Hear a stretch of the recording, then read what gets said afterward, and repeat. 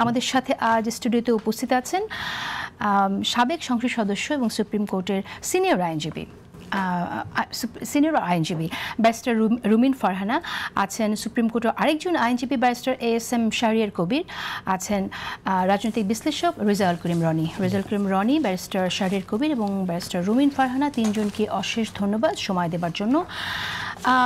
ঠিক আমি আজ গতকালকের একটি বক্তব্য থেকে আমি একটু কোট করি, সেখানে BNP acting chairperson Tarique Rahman বলেছেন একটি দলের কর্মকাণ্ড ৭১-এ মানুষ দেখেছে। এটি তিনি এই প্রসঙ্গেই বলেছেন যে অনেকেই বলছে আমাদেরকে দেখেছো, তাদেরকে দেখেছো, এবার দুই দলকে দেখা হয়েছে, এবার আরেকটি দল যাকে দেখা হয়নি তাদেরকে দেখার জন্য বলা হচ্ছে। সেই প্রসঙ্গেই তিনি এটি বললেন যে একটি দলের কর্মকাণ্ড ৭১-এ দেখেছে দেশবাসী। আমি যদি ব্যারিস্টার শাহরিয়ার কবির আপনাকে দিয়ে শুরু করি, আপনার মন্তব্য শুনতে চাই, আপনি কিভাবে দেখছেন আসলে? ধন্যবাদ আপনাকে। ডিসেম্বর মাস আমাদের মহান মুক্তিযুদ্ধের বিজয় মাস এবং স্বাধীনতা যুদ্ধে যারা শহীদ হয়েছেন তাদের প্রতি সম্মান রেখেই বলতেছি, আসলে কি 16ই ডিসেম্বর বাংলাদেশ স্বাধীন হয়েছে? আমার মনে হয় এই প্রশ্নটা এখন সামনে নিয়ে আসা উচিত। ৭১ সালের 16ই ডিসেম্বর বাংলাদেশ কি আদৌ স্বাধীনতা পেয়েছে কি পায়নি?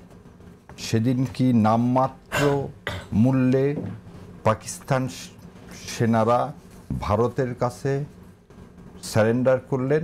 তারই পরিপ্রেক্ষিতে আমাদের একটা ভূখণ্ড মানচিত্রর কেবল একটা বহিঃপ্রকাশ হলো। প্রকৃত স্বাধীনতা, সেই স্বাধীনতা কি কবে পেল? এবার আপনার প্রশ্নের উত্তরটা দিই যে মহান স্বাধীনতার ঘোষক শহীদ প্রেসিডেন্ট জিয়াউর রহমান এবং দেশনেত্রী বেগম খালেদা জিয়ার যোগ্য উত্তরসূরি তারেক রহমান সাহেব, আমার ধারণা আজকে উনি মা অসুস্থ থাকলে সন্তান অনেক সময় অনেক কথা বলে, সেটাকে ওইভাবে সিরিয়াসলি নেওয়ার কিছু নেই। কারণ তার সাথে এখন তাকে রাজনীতি ইলেকশনের মাঠে তাকে মাথা চালাতে হচ্ছে, তাকে তার কন্টেস্টেড বিভিন্ন জায়গায় দেখা যাচ্ছে যে প্রার্থী নিয়ে একটু বিরূপ প্রতিক্রিয়ার সৃষ্টি হচ্ছে। তারপরও মমতাময়ী মা মৃত্যু শয্যায়। তো সেই সময় উনি ৭১ নিয়ে যে কথাটা বলছেন, আমি সম্মানের সাথেই বলবো, উনি সারা দেশকে বুঝাতে চেয়েছেন ৭১ আজ ৫৩ বছর পরও কেন মীমাংসিত হলো না। ৭১ এই ইস্যু আজ এত বছর পরও কেন মীমাংসিত হলো না। যেমন আজকে আমি 15 অ্যামেন্ডমেন্টে মানে মামলা ছিল, সে মামলায় অ্যাপিলেট ডিভিশনে আমি উপস্থাপন করলাম যে শহীদ প্রেসিডেন্ট জিয়াউর রহমান হচ্ছে স্বাধীনতার ঘোষক জিয়া, কিন্তু এই কনস্টিটিউশনে বলে দিচ্ছেন যে শেখ মুজিবুর রহমান হচ্ছে স্বাধীনতার ঘোষক, যেখানে তাজউদ্দিন সাহেব নিজে বলতেছেন যে শেখ মুজিবুর রহমান ঘোষণা দেননি, যেখানে দিস অ্যান অ্যাডমিটেড ফ্যাক্ট। উনি 25 তারিখ সন্ধ্যাবেলা কি হইলেন, অ্যারেস্ট হলেন। একে খন্দকার বলতেছেন উনি ঘোষণা দেননি। তাহলে এই কনস্টিটিউশনে এই যে নিলেন, তাহলে এই মীমাংসা অমীমাংসিত। আমি একটু আগে আপনাকে বললাম 16ই ডিসেম্বর কেন আমার মনে হয়, দেখেন আমার পরিবার মুক্তিযুদ্ধে এই কথা বারবার বলার দরকার নেই, আমার মা বাবা সবাই যে সাফারার, বা বাংলাদেশের সমস্ত মুক্তিযোদ্ধারা যে সাফারার, 16ই ডিসেম্বর যে সারেন্ডার অনুষ্ঠানটা হলো সেখানে কেন আমার মুক্তিযোদ্ধারা ছিল না? এই মুক্তিযুদ্ধটা তো আমাদের সবার, একটা লোকের কিন্তু না। কিন্তু এখানে আমি একটু অ্যাড করি, আপনি বাংলাদেশ ফোর্সের যে ওখানে উপস্থিতি ছিল, এই যে এগ্রিমেন্টের মধ্যে আত্মসমর্পণের যে দলিল, সেই দলিলে কিন্তু বাংলাদেশ ফোর্সের কথা উল্লেখ করা ছিল, সেটাও আপনাকে বলতে হবে। আপনি শুধু ভারতের কথা বলছেন, কিন্তু একটি অংশ তো আপনি অনুজ্জ রেখে যাচ্ছেন। আচ্ছা, এইটা আমি দেখলাম, আমি একটু সেজন্য আজকে নিয়ে এসেছি ইনস্ট্রুমেন্ট অফ সারেন্ডার। এটা একটু বলে দিই, প্রথম কোনো মিত্র বাহিনী বলে কোনো বাহিনী ছিল না। আবার মনে দিই জয়েন্ট ফোর্স বলে কোনো ফোর্স গঠন করা হয়নি, এরকম কোনো ট্রিটিও নেই। সো বাংলাদেশ এবং ইন্ডিয়ার যে একটা জয়েন্ট ফোর্স, আমাদের ফোর্সের সর্বাধিনায়ক ছিল জেনারেল MAJ ওসমানী, আর ইন্ডিয়ান ফোর্সের এইখানে দেখেন সুন্দর করে বলতেছে, আমি একটু পড়ে শোনাই যেটা নিয়ে এই মিসকোট হচ্ছে। the Pakistan Eastern Command agreed to surrender all Pakistani armed forces in Bangladesh to Lieutenant General Jagjit Singh Arora, General Officer Commanding in Chief of the India, and Bangladeshi forces in the Eastern Theater. Where is the Bangladeshi forces? Secondly, এখানে তার sign থাকতে হবে। এটা আপা ভালো জানেন যে contract হতে গেলে যদি একটা কন্ট্রাক্টের পার্টিতে আমরা তিনজন আছি, যদি তিনজন যদি সাইন না করে আমি আপনাকে বলতে পারি না you are bind by this. ঠিক আছে, আমরা এখানে বাংলাদেশ ফোর্সের কথা উল্লেখ করা আছে, সেটাই আমি বলতে চাইছি। না আমি আপনি ওখানে আমি শেষ করে দিই আরেকটু। The Pakistan Eastern Command shall come under the order of Lieutenant General Jagjit Singh Arora as soon as this instrument has been signed. Full stop. কোথায় বাংলাদেশ সৈন্যের কথা বলা আছে?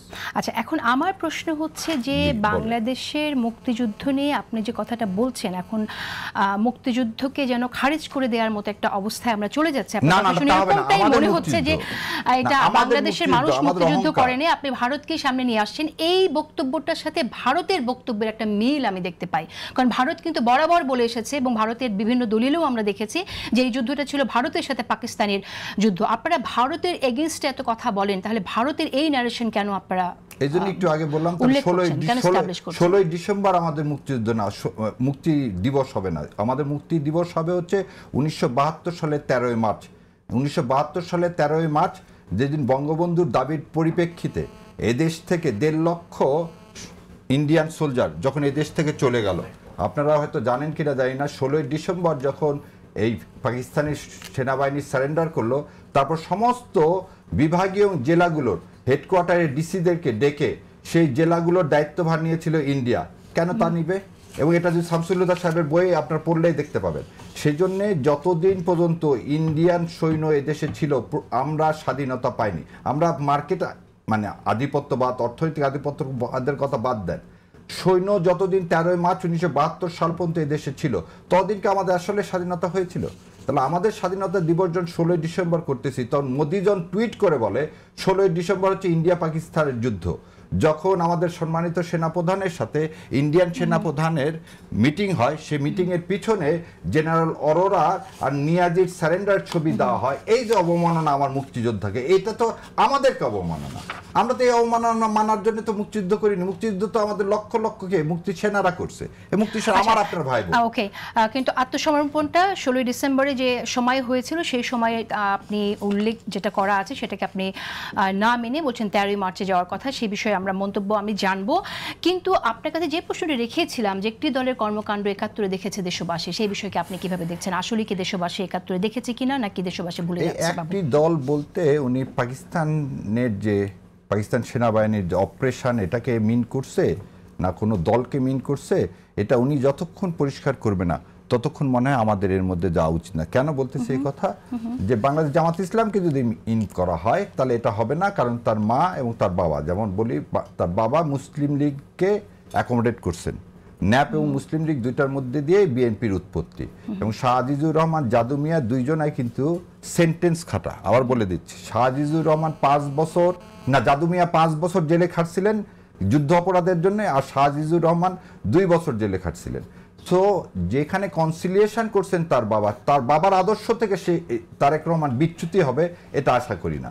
দ্বিতীয় কথা, 90 সালে জামাতে ইসলামের সমর্থন নিয়ে বেগম খালেদা জিয়া যখন সরকার করলেন, এবং আপনাদের একটা মনে আছে বোধহয় বেগম খালেদা জিয়াও বলছিলেন এই দেলোয়ার হোসেন সাইদিদের যে বিচারটা হচ্ছে বিচারের নামে প্রহসন, এবং এই মির্জা আর মহাসচিব মহোদয় উনি পর্যন্ত বলেছেন এটা বিচারের নামে প্রহসন।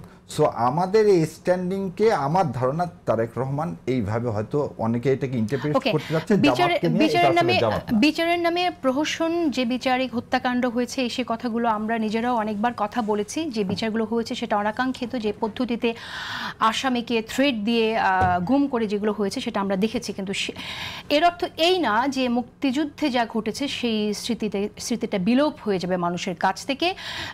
বিএনপির সাথে কোন রাজনৈতিক দল যার বিরুদ্ধে এরকম সমালোচনা ছিল যে মুক্তিযুদ্ধের বিরুদ্ধে অবস্থান নেয়ার, তাকে গুরুত্ব দেওয়ার মধ্যে দিয়েও ইতিহাসে মুক্তিযুদ্ধ যে স্মৃতি, মুক্তিযুদ্ধে কোনো দলের যে কর্মকাণ্ড সেইটা মানুষ ভুলে যাবে কিনা সেই প্রশ্নটা কিন্তু থেকেই যায়। আমি আসবো আপনার কাছে।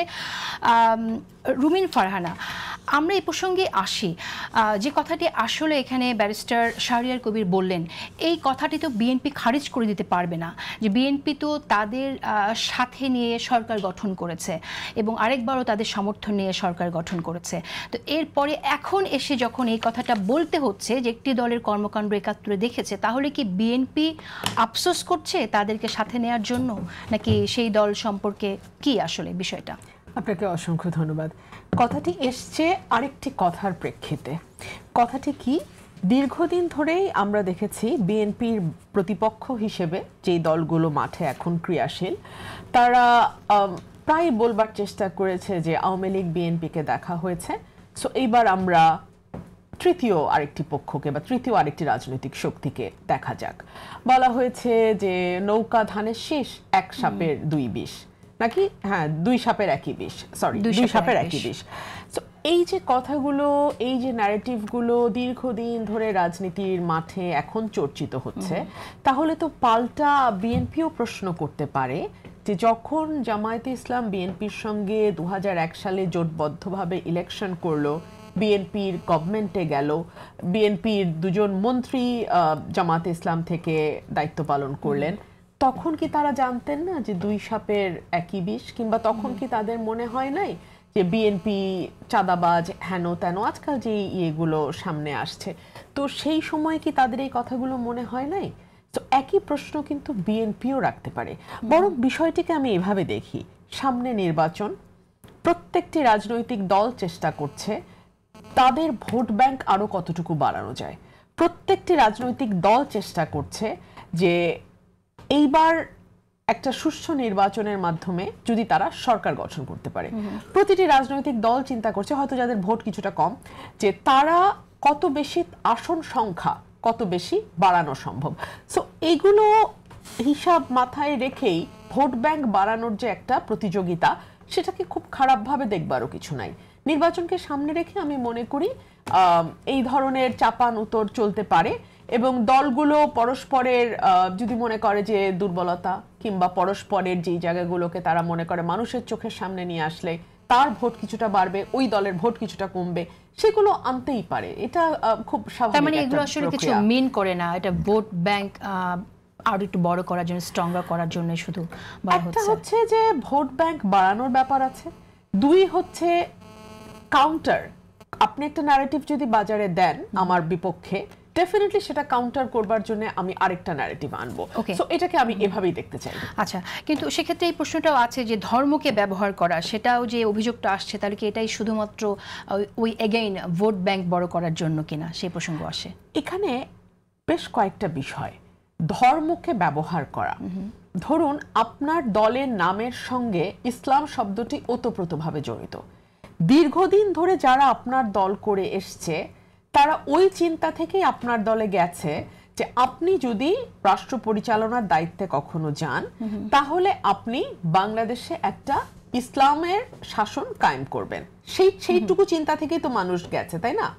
সেখানে আপনি যখন ভোটের হিসাব নিকাশ থেকে আপনি আপনার দলে হিন্দু শাখা খুলেন, সেখানে যখন আপনি একজন হিন্দু ক্যান্ডিডেটকে প্রার্থী করেন, তখন ডেফিনেটলি একটা প্রশ্ন আসে। আপনি যখন রোজা এবং পূজাকে সমানভাবে মানুষের সামনে নিয়ে আসেন, ধরুন এই কথাটি, আমি একদম কথার কথা আপনাকে প্রশ্ন করি, এই কথাটি যদি বিএনপির কেউ বলতেন, তাহলে আজকে পরিস্থিতি কোথায় গিয়ে দাঁড়াতো? সম্ভবত ধর্ম অবমাননার জন্য তার নামে মামলা হয়ে যেত। মামলা হয়েছে ইতিমধ্যে, আমরা দেখছি যে সেটা তো অনেক পরে, অনেক জল ঘোলা হওয়ার পরে। কিন্তু এমনও তো হতে পারে যে মামলা হওয়ার আগে তৌহিদে জনতা গিয়েই তার বাড়ি ঘর ভেঙে চুরে ফ্ল্যাট করে দিত, একেবারে ফ্ল্যাট করে দিত। সো আপনি যখন আপনার নামের সঙ্গে ইসলামকে এমন ভাবে রাখেন, তখন মানুষের এক ধরনের প্রত্যাশা তৈরি হয়। যারা আপনার কর্মী, সমর্থক, ভোটার, বিশেষ করে ভোটার, তারা তো আসলে আপনাকে একভাবে জেনে ভোট দেবে বা একভাবে জেনে আপনাকে সমর্থন করছে। সেখান থেকে আপনি যখন হিসাবের কারণে বা ভোটের হিসাবের কারণে একেবারে 180 ডিগ্রি ঘুরে যান, তখন সার্টেনলি সেটা মানুষের মধ্যে এক ধরনের প্রশ্ন জন্ম ঠিক দেয়। আছে, আমরা আসবো সেই প্রশ্ন, কি প্রশ্ন জন্ম দিচ্ছে, কেন দিচ্ছে, সেটা নিয়ে কথা বলবো। রেজাউল করিম রনি, আমি আপনার কাছ থেকে শুনতে চাই, আমরা আসলে ইতিহাস যে ক্ষমতা কাঠামোর সাথে কানেক্টেড সে বিষয়টা নিয়ে কথা বলছিলাম। সেখানে যদিও ভিন্ন মত আছে দু একজন ফিলোসফারের, কিন্তু আমরা দেখতে পাই যে আসলে যখন যে ক্ষমতায় থাকে তাদের মতো করে ন্যারেশনটা বিল্ড করা হয় এবং ইতিহাসকে প্রভাবিত করা হয়। সেই জায়গা থেকে আসলে বাংলাদেশের যে ইতিহাস, সাধারণ মানুষের যে জনযুদ্ধের ইতিহাস, সেটাকে আমরা কি করে রেস্কিউ করব? জি, ধন্যবাদ। যে যেখান থেকে আমাদের দেখছেন শুনছেন সবাইকে আমার সালাম এবং কৃতজ্ঞতা। দেখেন, বাংলাদেশের কোনো ইতিহাস নেই। বাংলাদেশ এতদিন ছিল একটা আওয়ামী ইতিহাসের বয়ানের মধ্যে। আপনি ঠিকই বলছেন, আজকে প্রোগ্রামের নামটা খুব সুন্দর, ইতিহাস বনাম ক্ষমতা। বিখ্যাত ফিলোসফার দার্শনিক আশিস নন্দী একটা কথা বলছে, those who won the past who won the present. এই ওন মানে হলো আপনার দখল করা না, বিলং করা, যে মিন করে। ফলে এবং পাস্ট মানে অতীত না, ইতিহাস মানে আমরা একটা হলো অতীতের ব্যাপার মনে করি। ইতিহাস কিন্তু অতীতের ব্যাপার না, ইতিহাস হলো লিভিং প্রেজেন্ট। ফলে আপনার 1971 বাংলাদেশের ইতিহাস কি 71 থেকে ধর 1000 বছরের বাঙালি ইতিহাস বললে, হ্যাঁ, আওয়ামী লীগের লোকজন শুরু করে দেন 47 থেকে। হ্যাঁ, তো এখন ইতিহাসের নামে বাংলাদেশের কোনো ইতিহাস নেই, আমাদের প্রথম মনে রাখতে হবে। আমাদের আছে কতগুলো ইভেন্ট, সেই ইভেন্ট আমরা পূজা করি, যার যখন যেটা সুবিধা সে সেটা পূজা করে। আওয়ামী লীগ 71 পূজা করে সুবিধা হয়েছে, 71 পূজা শুরু করছে। এখন যার 24 পূজা করে সুবিধা সে 24 পূজা শুরু করছে। এগুলো ইতিহাস না। ইতিহাস কি সেটা নিয়ে অনেক রকমের আলোচনা আছে, কিন্তু সহজভাবে আমরা বলতে পারি history is nothing but a particular agency of knowledge system. আপনার জ্ঞানকাণ্ডের যে ধারাবাহিকতা, এটাকে বলে জেনিওলজিক্যাল যে হিস্ট্রি, হ্যাঁ, এই হিস্ট্রি গ্রাফিকে আপনি যেভাবে ন্যারেট করেন, বয়ান করেন, সেটাই ইতিহাস। এখানে সন তারিখ, কে স্বাধীনতার ঘোষণা দিছে, কিভাবে দিছে, উনি টয়লেটের সিপার থেকে চিরকুট ফালাইছে কি ফালাইছে না, এগুলো ম্যানুফ্যাকচারিং ফ্যাক্ট।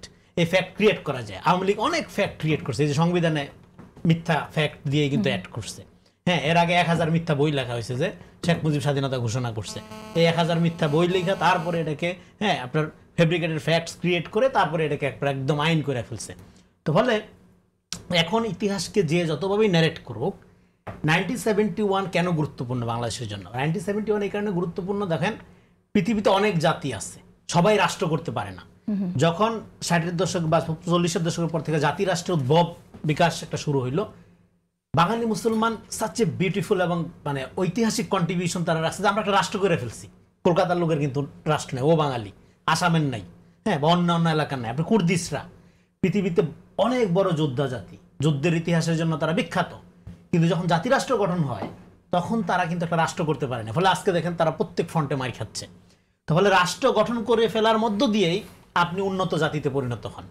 ফলে যখন আমাদের জনগোষ্ঠী একটা জনযুদ্ধের মধ্য দিয়ে রাষ্ট্র গঠন করে ফেললো, তখন একটি দল সিদ্ধান্ত নিল যে এই রাজনীতিটা ভুল, পাকিস্তানের পক্ষে থাকতে হবে।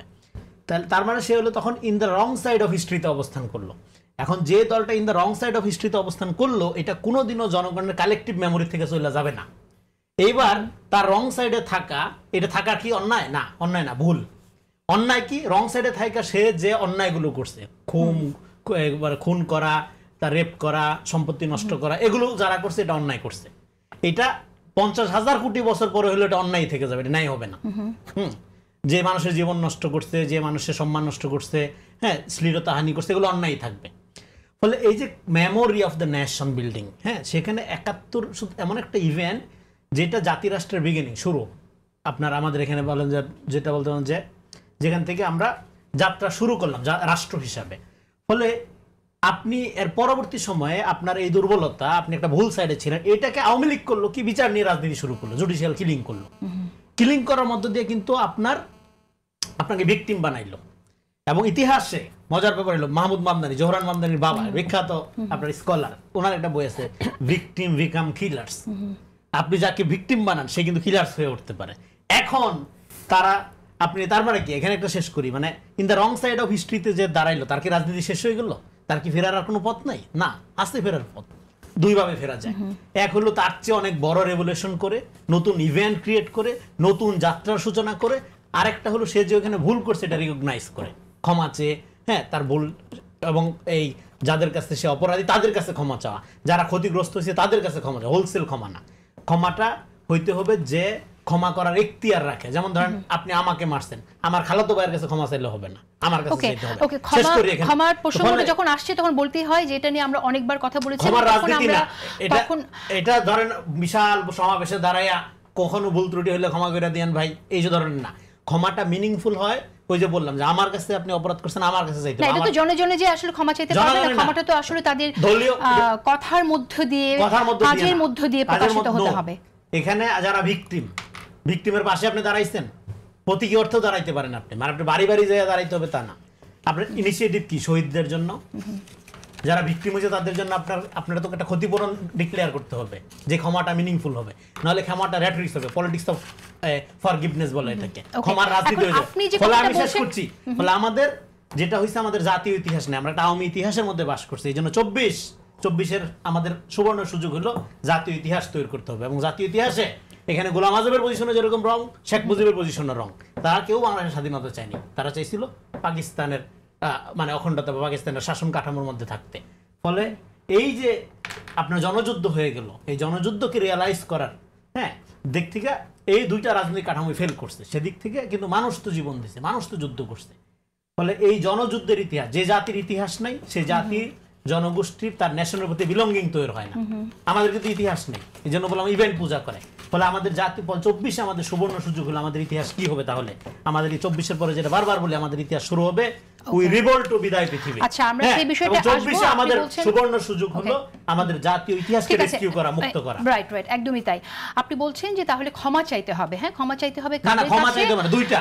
একটা হলো হয় আপনাকে 71-এর চেয়ে বড় ইভেন্ট ঘটাইতে হবে, নতুন বিগিনিং শুরু করতে হবে। আরেকটা হলো আপনি যে ওইখানে মানে অ্যান্টি ন্যাশনাল পলিটিক্স, 71-এর চেয়ে বড় ইভেন্ট কিভাবে পসিবল? এইজন্যই তারা 24 পূজা করে। এইজন্যই তো তারা সবার আগে 24 পূজা করে। 24 দিয়ে 24 এবং আপনি প্রথম দিকে মনে নেই আপনার, আপনি তখন অনুষ্ঠানই করেন 24 এবং 71-কে মুখোমুখি দাঁড় করানোর একটা প্রজেক্ট ছিল। কেন ছিল? এখনো খুবই আছে 71। কেন ছিল এটা? কেন ছিল এটা আমাদের তো বুঝতে হবে। কেন ছিল? এটা ছিল যে ওই যে আপনি the wrong side of history, এটাকে কোনোভাবে ওভারকাম করা যায় কিনা। কিন্তু এটা ওভারকাম হবে না, কারণ এটা গণঅভ্যুত্থান, এটা বিপ্লব হইলে আবার হইতো। এবং সেই বিপ্লব যদি আপনার নেতৃত্ব হইতো তাহলে হইতো, কোনো সমস্যা ছিল না। কিন্তু যেহেতু এটা গণঅভ্যুত্থান এবং আপনি এই গণঅভ্যুত্থানের একক কেউ না, এটার ক্রেডিট শুধুমাত্র শহীদদের, জীবিতরা শুধু দায়িত্ব পালন করবে। ফলে এখানে এখন আপনি জুলাই পূজা করলে এটা 71 আওয়ামী লীগ যেরকম 71 চেতনার ব্যবসা করে সারা জীবন 71-এর বিরুদ্ধে রাজনীতি করছে, একইভাবে এখন আপনি যদি জুলাই চেতনাকে সিঙ্গেল আউট করেন, পার্টিজান ন্যারেশন তৈরি করেন জুলাই চেতনার, আপনি 71-এর রিঅ্যাকশনারি পলিটিক্সে ঢুকে গেলেন। আচ্ছা, আমরা তাই দেখছি কিনা জুলাই চেতনাকে সিঙ্গেল আউট করার কোনো প্রবণতা আমরা দেখছি কিনা সেই বিষয়ে কথা বলবো। আপনি বলেছেন মেমোরির কথা, আমরা জানি এই মেমোরিটা collective memory, generation to generation মেমোরিটা ক্যারি করতে হবে। কিন্তু তাই কি ক্যারি করছে? যদি ক্যারি করে তাহলে কেন আজকে বিএনপি অ্যাক্টিং চেয়ারপারসন এই কথাটা বলেন যে 71-এ জামাত কি করেছিল মনে রাখতে হবে? তার মানে এটা মেমোরিতে নাই, এবং অনেকের মেমোরিতে নিশ্চয়ই নাই। এটা মেমোরিতে আছে, কেন এটা মেমোরিতে কি আছে? কিন্তু সেই মেমোরি রিকল করতে হয় সব সময়। আচ্ছা না, ব্যারিস্টার রুমিন ফারহানা, আমি আপনার কাছে আসি। যে বিষয়টা নিয়ে কথা হচ্ছিল যে আসলে এটা তো কালেকটিভ মেমোরি, এবং এই মেমোরিটা আমাদের মুক্তিযুদ্ধের যে মেমোরি, সেই মেমোরিটা মানুষের মধ্যে থাকবে। জনযুদ্ধের যে ইতিহাস, কিভাবে মানুষ ওখানে মানুষকে হত্যা করা হয়েছিল, নারীদের রেপ করা হয়েছিল, শিশুদের হত্যা করা হয়েছিল, সেটা মানুষের মেমোরিতে থাকবে। কিন্তু আজ আমরা দেখলাম যে তারেক রহমান বলছেন 71-এ জামাত কি করেছিল মনে রাখতে বলছেন। এই প্রসঙ্গটি এসেছে যে তিনি এখন বলছেন আগে কেন বলেননি বা আগে কেন দল মনে রাখেনি, সে প্রসঙ্গটা আছে। কিন্তু আমি একটু অন্যদিকে আসতে চাই, সেটা হচ্ছে যে এই যে মনে রাখতে বলা, তার মানে কি আসলে মানুষের মন থেকে অনেকটা সরে গেছে? আমি একটু এটার সাথে অ্যাড করি, ইদানিং যে জরিপগুলো আমরা দেখছি, সেই জরিপে আমরা দেখছি যে জামাতের প্রতি সমর্থন বেড়ে গেছে। তার মানে কি এই যে তরুণদের মন থেকে আসলে মুক্তিযুদ্ধের যে স্মৃতি সেটা অনেকটাই মিয়ে গেছে, এই কারণে যে মুক্তিযুদ্ধে যারা অপরাধী ছিলেন তারাই শেষ পর্যন্ত ভিকটিম হয়ে গেলেন? দেখুন, ভেরি ইন্টারেস্টিং একটা অবজারভেশন। এই অনেকগুলো সার্ভে হচ্ছে তো একটার পর একটা, প্রতিটাতেই কিন্তু জামাতের ভোট আগের তুলনায় হিস্ট্রিতে এইবার সবচাইতে বেশি। এবং প্রথম আলোর যেই একদম সর্বশেষ যেই জরিপ যেটা হলো, সেখানেও কিন্তু জামাতের ভোট অবিশ্বাস্য। এতটা ভোট জামাতের হিস্ট্রিতে, বাংলাদেশের হিস্ট্রিতে কখনো ছিল না। এর কারণ কি? এর অনেকগুলো কারণ আছে, কিন্তু এর প্রথম এবং প্রধান কারণ হলো গত 15 বছর মানে প্রতিটি কাজে, প্রতিটি পদক্ষেপে তৎকালীন সরকার যেভাবে মুক্তিযুদ্ধকে ব্যবহার করেছে, ব্যবহার করে পলিটিক্যাল ফায়দা নিয়েছে, পলিটিক্যাল ফায়দা নেওয়ার সিলসিলাতে নিজের দলের যারা একেবারে চিহ্নিত যুদ্ধের সঙ্গে যাদের কোনো সম্পর্ক নাই, অন দি আদার হ্যান্ড বিপরীত দিকে যাদের অবস্থান ছিল, তাদেরকে মুক্তিযোদ্ধা বানানো হয়েছে। মুক্তিযোদ্ধার একেবারে মানে গ্রাম, ইউনিয়ন, ওয়ার্ড লেভেল পর্যন্ত তারা ঘরে ঘরে তাদের নিজস্ব লোকদেরকে মুক্তিযোদ্ধা বানিয়ে সমস্ত বেনিফিট দিয়েছে। এবং সর্বশেষ যখন কোটা সংস্কার আন্দোলন চলছে, তখন প্রধানমন্ত্রী একটা ভয়ানক, আমি বলবো যে ভীষণ রকম অপমানজনক এবং ভয়ানক রকম বাজে অশালীন একটা মন্তব্য করেছিলেন যে মুক্তিযোদ্ধার নাতিপুতিরা চাকরি পাবে না তো কি রাজাকারের বাচ্চারা চাকরি পাবে। এই যে কথায় কথায় বাংলাদেশের একটা বৃহৎ জনগোষ্ঠীকে, আমি শুধু জামাতের কথা বলছি না, যারা আওয়ামী লীগ সরকারের সাথে ছিল না তাদেরকে আদার্স করে দেয়া, তাদেরকে রাজাকার শাবক বানিয়ে ফেলা, অথচ দেখা যাবে তাদের প্রত্যেকের পরিবারে, হ্যাঁ আমি জামাতের কথা বলছি না, বারবার বলছি, যারা আওয়ামী লীগের দুঃশাসন, ভোট কারচুপি, গুম, বিচার বহির্ভূত হত্যার সমালোচনা করেছে বা অ্যাটলিস্ট আওয়ামী লীগের নৌকায় গিয়ে ওঠে নাই, তাদেরকে এই যে রাজাকার শাবক ট্যাগ দিয়ে যাচ্ছে তাই আচরণ করা, এটাকে বাংলাদেশের মানুষ ভালো চোখে দেখে নাই। এবং বিশেষ করে তরুণ প্রজন্ম, নতুন প্রজন্ম যারা, তারা একেবারেই ভালো চোখে দেখে নাই। এটা গেল এক। দুই হলো, তরুণ প্রজন্মের মধ্যে আরেকটা বিষয় একই সঙ্গে কাজ করেছে, সেটা হচ্ছে ভারতের ব্যাপারে একটা তীব্র বৈরী মনোভাব। এটার পিছনে আওয়ামী লীগ যুক্ত। কারণ তরুণ প্রজন্ম মনে করেছে, শুধু তরুণ প্রজন্ম না, বাংলাদেশের একটা বড় অংশের মানুষ এবং ইনক্লুডিং মাইসেলফ, আমিও ওতপ্রোতভাবে মনে করি যে এই যে আওয়ামী লীগ তিনবার ভোট ছাড়া ক্ষমতায় থাকতে পারলো এবং মানুষের উপরে এরকম দমন নিপীড়ন চালাতে পারলো, তার পেছনে ভারতের প্রত্যক্ষ সহযোগিতা বড় ভূমিকা পালন করেছে। ভারত যদি আওয়ামী লীগের পাশে এত শক্তভাবে না থাকতো, আওয়ামী লীগের পক্ষে 15.5 বছর রান করা সম্ভব, মানে 15 বছর 5-6 মাস রান করা সম্ভব হতো না, কোনোভাবেই সম্ভব হতো না। 3 হচ্ছে, জামাত রাইটলি রংলি মানুষকে বোঝাতে সক্ষম হয়েছে যে এখন যারা জামাতে ইসলাম করে তারা মুক্তিযুদ্ধের পরের প্রজন্ম। কারণ একটা জেনারেশন তো চলে গেছে বয়সের কারণে। আসলে কি তাই? আমি সেই তর্কে পরে ঢুকছি। আমি মানুষ কি বলে আমি সেটা বলছি, যে একটা বড় অংশ মনে করে যে এই নতুন প্রজন্মের জামাতে ইসলাম, সুতরাং তাদের গায়ে সেইভাবে আপনি যুদ্ধাপরাধের ট্যাগ দিতে পারবেন না। আর এর মধ্যে যেটা আওয়ামী লীগ করেছে সেটা হলো জুডিশিয়াল নানান মানে মিস্টেকের মধ্যে দিয়ে গিয়ে হলেও ফাঁসি কার্যকর করেছে জামাতের নেতাদের। সো জামাতও এখন বলার সুযোগ পাচ্ছে, ঠিক আছে তোমরা যাদেরকে যুদ্ধাপরাধী বলতা, যারা মুক্তিযুদ্ধের সময় বড় বড় পদে হয়তো ছিল জামাতের বা মুক্তিযুদ্ধে যাওয়ার মতন বয়সে ছিল, তাদের তো ফাঁসি হয়ে গেছে। সো এখন যারা, তারা তো আর যুদ্ধাপরাধের অংশ না। 5 হচ্ছে, মানুষ যেহেতু জামাত কোনোদিন ক্ষমতায় যায় নাই এককভাবে, সুতরাং জামাত ক্ষমতায় গেলে কি হবে এটা কিন্তু বাংলাদেশের মানুষ এখনো জানে না।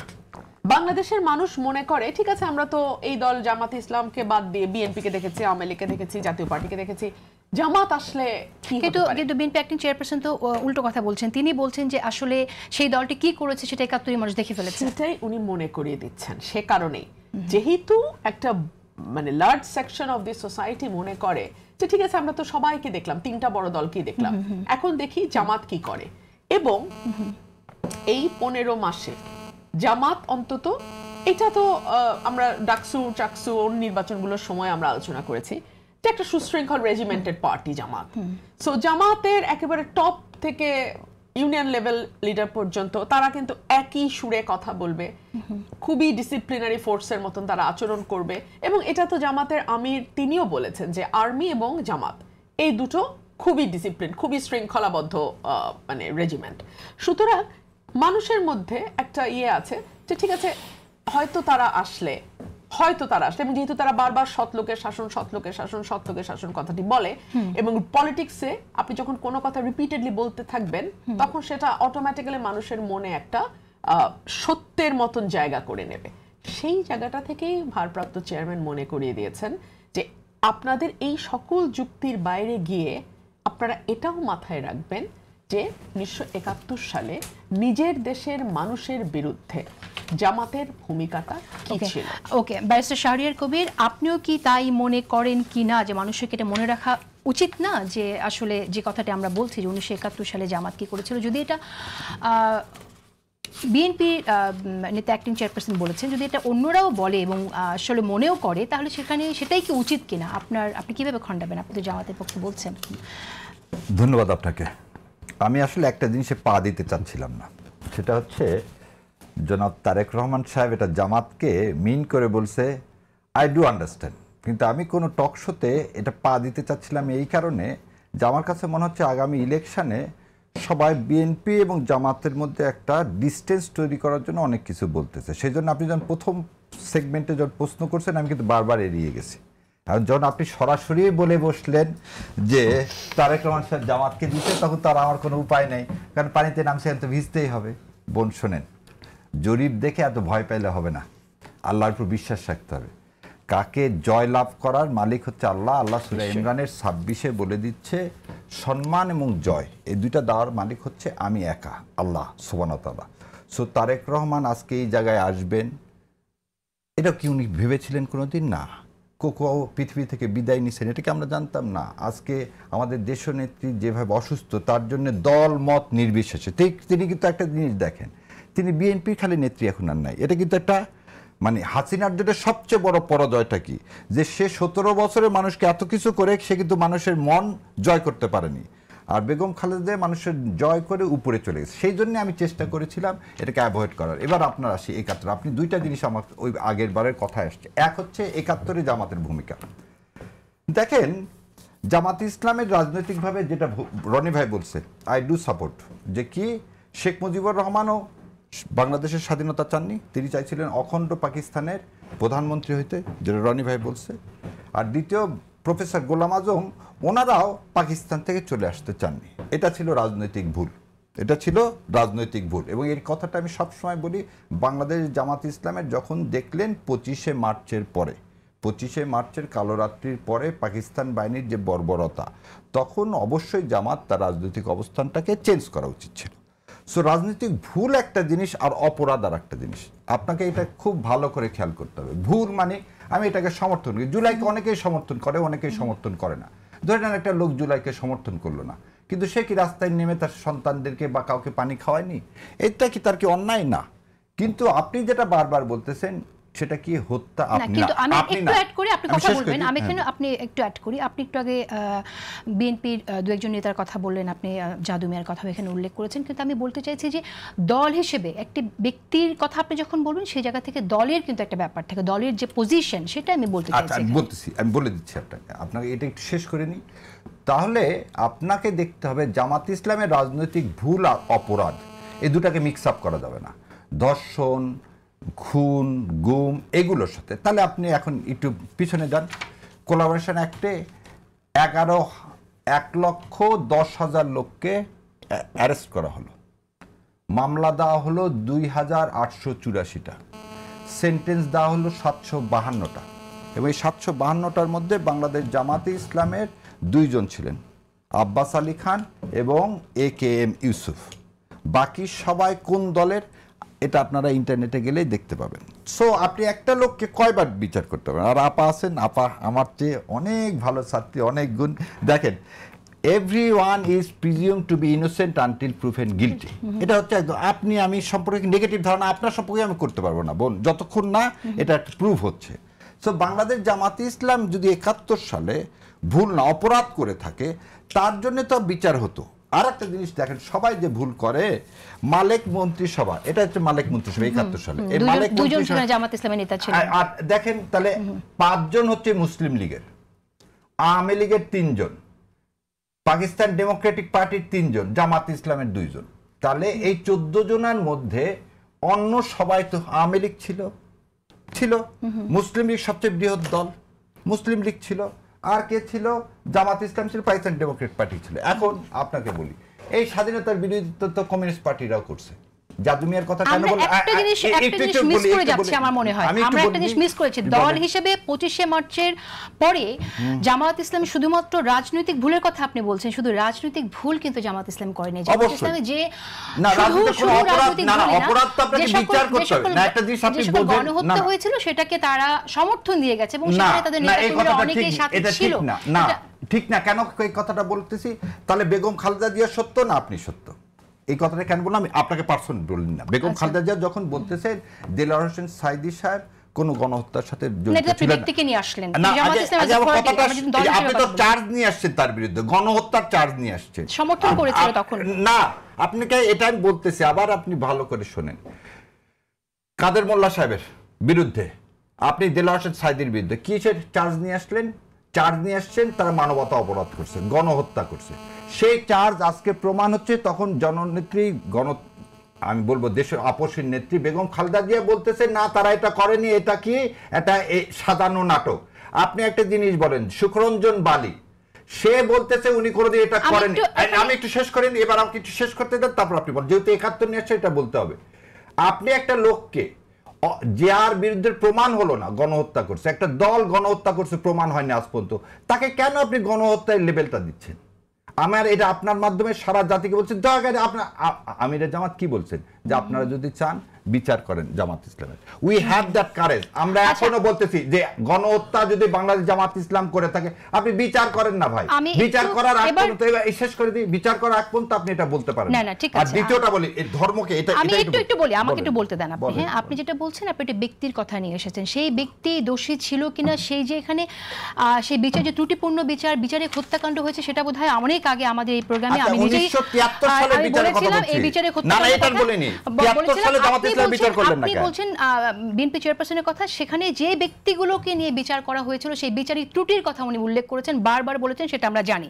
কিন্তু আমি আজকে যে প্রসঙ্গটি নিয়ে এসেছি সেখানে বিএনপি ভারপ্রাপ্ত চেয়ারপারসন তারেক রহমান তিনি বলেছেন, কেউ বলে যে একবার দেখুন না জামাত, তাদের তো দেশের মানুষ 1971 সালে দেখেছে, তারা লাখ লাখ মানুষকে শুধু হত্যাই করেনি, তাদের সহকর্মীরা কিভাবে মা বোনদের ইজ্জত পর্যন্ত লুট করেছিল, এই কথাটি আমাদের মনে রাখতে হবে। এটা তারেক জিয়াউর রহমান সাহেব শুনেন, প্যানিকড হয়ে জরিপের ফলাফলে যখন দেখতেছে জামাত ইসলাম ভালো করতেছে, আপনি একটা জিনিস বলি, অনেক সময় প্যানিকড হয়ে মানুষ অনেক কথা বলে, এবং আপা প্রথমে যে কথাটা বলছে সেজন্য বলছে আমি পা দিতে চাচ্ছি না, বারবার আপনার এখানে বলতেছি। কোলাবোরেশন অ্যাক্টে তো 1973 সালে আপনি বিচার করছেন, জামাত ইসলামের বিচার করছেন না? জামাত ইসলাম দল হিসাবে তাহলে কি মানবাধিকার যদি করে থাকতো তাহলে সে রায় কোথায়?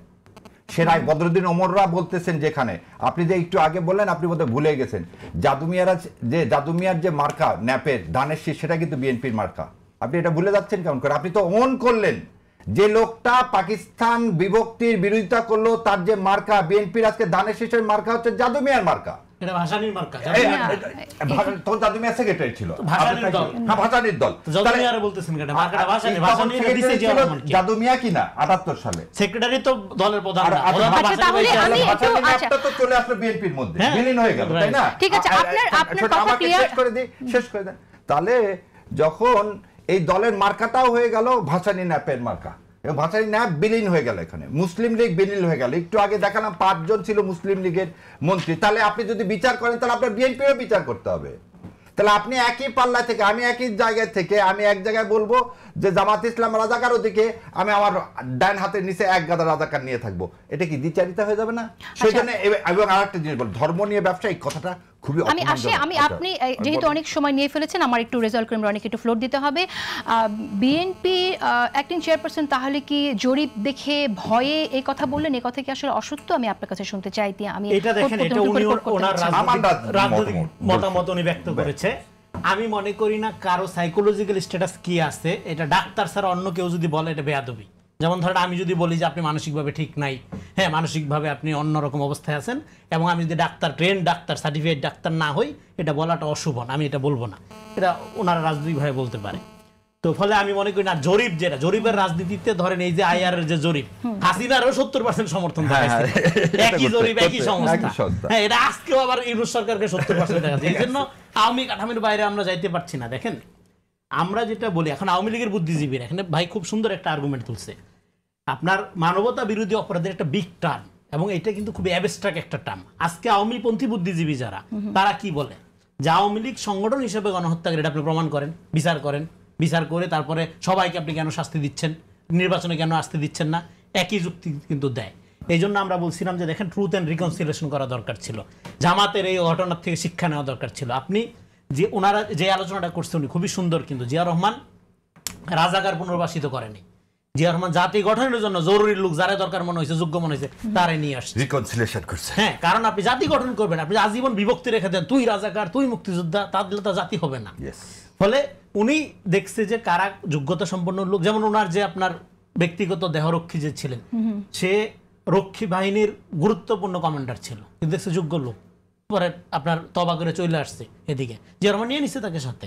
তো ফলে এই জিনিসটা হলো জাতি গঠন করার যে মানে পলিটিক্স, ন্যাশন বিল্ডিং এর যে রাজনীতি, সেই রাজনীতির মধ্যে সবসময় আপনার করতে হবে কি, আপনার কোয়ালিটির সম্পন্ন লোকজনকে জায়গা দিতে হবে, আনতে হবে, আপনার বিভাজন যত কমানো যায়। এবং বিভাজন কমানোর ক্ষেত্রে দেখেন জামাতের ক্ষেত্রে যে মিস্টেকটা হয়েছে ফ্রম ভেরি বিগিনিং, এটা তো বিচারটা কেউ করে নাই, সবাই বিচার নিয়ে রাজনীতি করছে, রাজনীতি করার মধ্যে দিয়ে জামাত ভিকটিম হয়েছে। এখন ভিকটিম হওয়ার কারণে আজকে সে দেখেন, আজকে সে যেমন একসময় জামাত যারা করছে, যেমন মুজিবুর রহমান মঞ্জু ভাই বলতেছে যে দল যে দেশের জন্মই চায় না, আজকে সে দেশের ক্ষমতা চাচ্ছে, তাদেরই সাবেক কর্মী বলতেছে। কিন্তু এটা তার মানে কি, আপনি যদি টোটালি রিকনসিলিয়েশনটা করতেন, তাহলে আজকে জামাতের যে কেসটা এবং আজকে আওয়ামী লীগের কেসটা একইভাবে জিয়াই রাখছেন, সমাজে বিভাজন তৈরি করার জন্য, রাজাকার শব্দটা দিয়ে ট্রিগার আপ করার জন্য, রাজাকার শব্দটা দিয়ে আপনি একজনকে পাবলিক এনিমি বানায় হত্যাযোগ্য করে তোলার একটা উইপন আকারে ব্যবহার করার জন্য করে রাখা হয়েছে। একইভাবে এখন আপনার এই জুলাই ন্যারেটিভ পলিটিক্স চলতেছে, এবং ন্যারেটিভ পলিটিক্স কি করে, সবচেয়ে যে ক্ষতিটা করে আমাদের, সেটা হলো আমাদের বর্তমান, আমাদের অতীতে ফেলায় রাখে, ভবিষ্যতের কাল্পনিক গল্প দেখায়, বর্তমান ঠনঠনা, বর্তমানের কোনো খবর নেই। হ্যাঁ, এই জন্য আমাদের ইতিহাস সম্পর্কে জ্ঞানের মানে হলো ম্যাকিয়াভেলি যেটা বলছে, man have to respect the past but to submit to the present.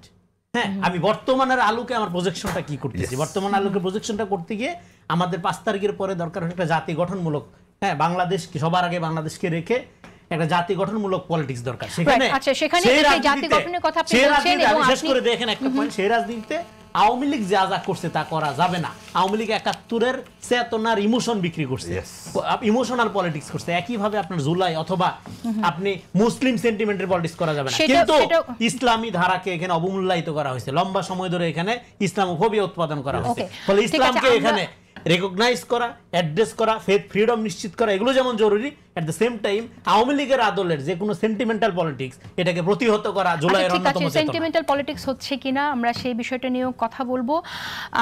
আপনি যেটা বলছেন যে আমরা ইতিহাস, পাস্ট এবং আগামী স্বপ্নের মধ্য দিয়ে আসলে বর্তমান হারিয়ে যাচ্ছে, কিন্তু আমরা যদি অতীতকে মনে রাখি তাহলে যা হয় সেটা দুটো উদাহরণ একটু দেই। রাজবাড়িতে মুক্তিযোদ্ধাদের সংরক্ষিত কবরস্থানে আগুন।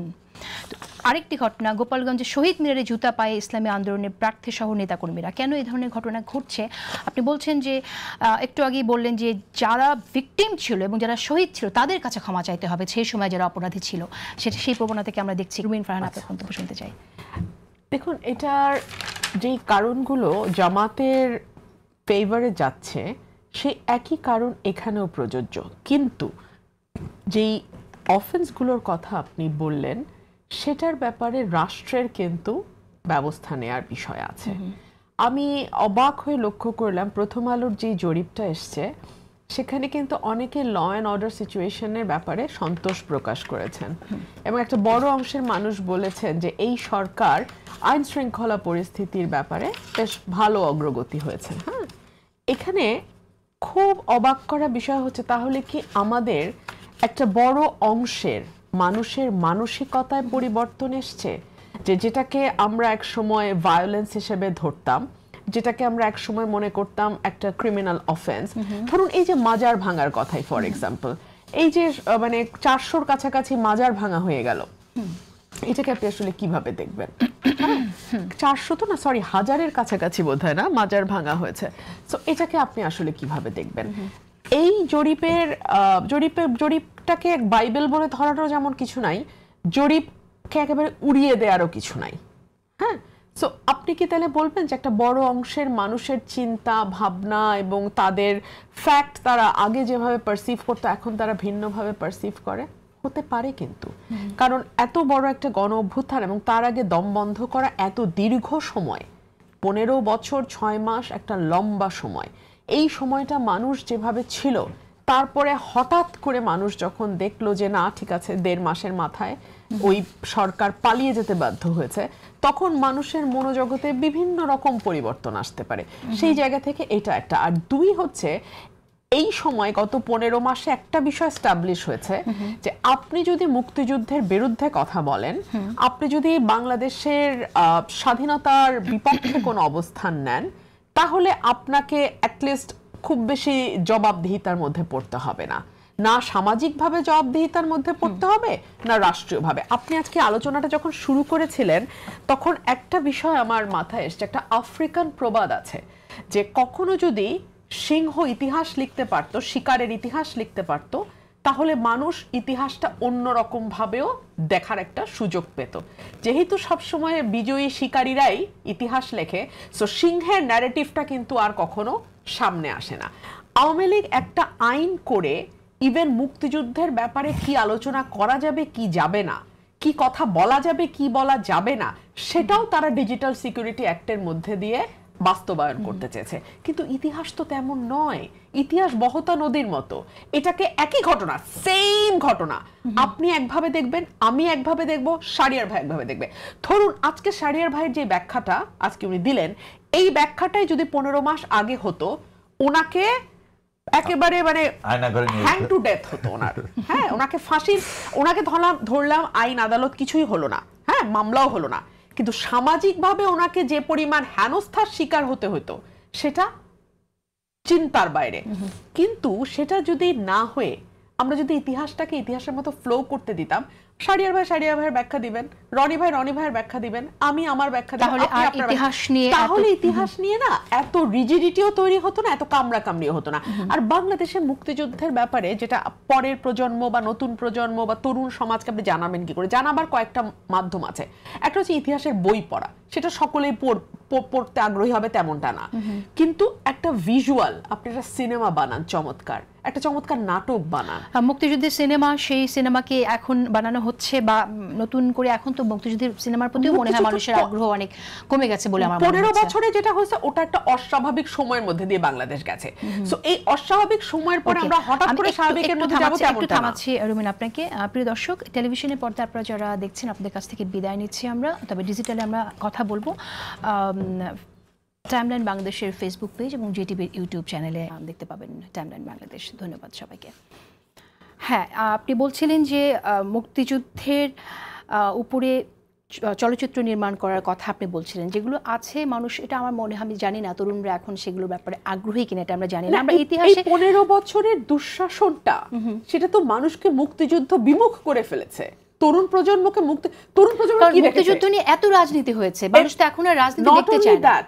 তরুণ প্রজন্ম কি দেখেছে আপনি মুক্তিযুদ্ধের দোহাই দিয়ে ভোট চুরি করবেন, মুক্তিযুদ্ধের দোহাই দিয়ে আপনি মানুষ গুম করবেন, আপনি আয়নাঘর বানাবেন, আপনি বিচার বহির্ভূতভাবে মুক্তিযুদ্ধের নাম করে মানুষের কথা বলবার অধিকার, চিন্তা করবার, লিখবার অধিকার কেড়ে নেবেন। এমন এক জায়গায় চলে গেছে বিষয়টা যে আমি আওয়ামী লীগের বিরোধিতা এখন মুক্তিযুদ্ধের বিরোধিতা গিয়ে দাঁড়িয়েছে। আমি রেজাল্ট করিম রনি, আপনার কাছে আসি। এমন এক জায়গায় চলে গেছে বিষয়টা যে আপনি মুক্তিযুদ্ধ নিয়ে কথা বললেই তাকে ভারতের দোসর বলা হচ্ছে, রাইট? আবার আপনি বলছেন যে অতীতের দিকে না যেতে বর্তমান নিয়ে ভাবার কথা, কিন্তু অতীতে না যেও পারা যায় না। আমরা কিছু মন্তব্য, যেমন দুটো উদাহরণ আমি সামনে তুললাম। আবার ইন্টারেস্টিংলি দেখলাম এটিএম আজহার, তিনি বলেছেন জামাতই মুক্তিযুদ্ধের সপক্ষে শক্তি, তিনি দাবি করেছেন। জামাতে আরেকজন নেতা বলেছেন আমিও সহযোগী মুক্তিযোদ্ধা ছিলাম। সো আসলে কিভাবে আমরা শুরুর কথাটা যদি ফিরে যাই যে আমরা কিভাবে কিছু নাই, কারণ হইল আপনার জামাত ইসলামে একটা পাওয়ার পলিটিক্স করতে যাচ্ছে, সে কি মুক্তিযুদ্ধের বিরুদ্ধে রাজনীতি করবে? সে সবচেয়ে বড় মুক্তিযুদ্ধের পন্থী হয়ে যাবে। ধরেন ডাকসুতে জিতলো যে শিবির প্যানেল, পীরা সকালবেলা ঘুম থেকে উঠে তো রায়ের বাজারে গেছে, কিন্তু সে ভোটের জন্য কিন্তু রাজাকারের যে সেন্টিমেন্টটা, রাজাকার বলাটাই তো এখানে একটা, আপনার ধরেন যে গণঅভ্যুত্থান কিভাবে হয়েছে, তুমি কি আমি কি রাজাকার বইলা করতে হয়েছে, তার মানে কি, কেন রাজাকার বইলা করতে হয়েছে? কারণ আওয়ামী লীগ মুক্তিযুদ্ধকে এমন জায়গায় নিয়ে গেছিল যে রাজাকার বইলা রিভোল্ট করা ছাড়া কোনো উপায় ছিল না। ফলে 24-এ রাজাকার মানেই হলো মুক্তিযোদ্ধা, আর 71-এ রাজাকার মানে হলো খুনি।